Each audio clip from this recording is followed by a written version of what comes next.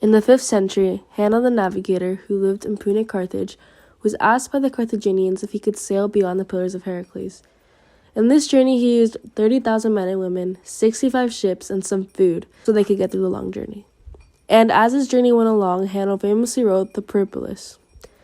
After 2 days of sailing on his journey, he found a city called Thymiatron, and west from there, they arrived at Solius.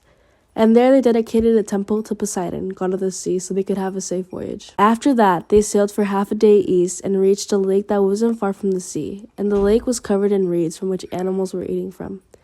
After that, they sailed again and found cities they named Kerikon, Tekios, Gai, Acra, Melita, and Arambes.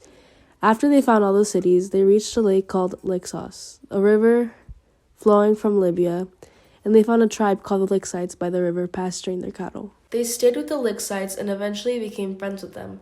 And beyond them, hostile Ethiopians occupied a land full of animals by the mountains the Lixos River flows down from. And according to the tribe, cavemen ran along the mountain. After some time, Hanno and his crew gathered interpreters from the Lixites and sailed along a desert shore for 2 days south. Then they found a small island which they named Kern.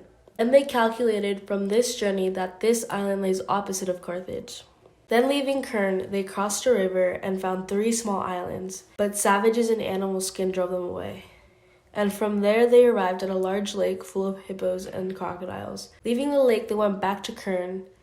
Then they sailed to the south for 12 days, which is not yet certain because they didn't have enough supplies to last 30,000 people. But they remained close to the coast, and on the last day they anchored by some big mountains covered in trees. And since the original writing of Hanno has been lost, the Greek version of the story is used. No return journey is mentioned. He brought back gorilla skin to Carthage and mentioned volcanoes. It's very possible that the Carthaginians did not give the Greeks the whole story, considering Hanno made up mythical creatures, so the Greeks wouldn't explore beyond the Pillars of Heracles. Hanno's journey was very important because they found new land and new things they didn't know existed.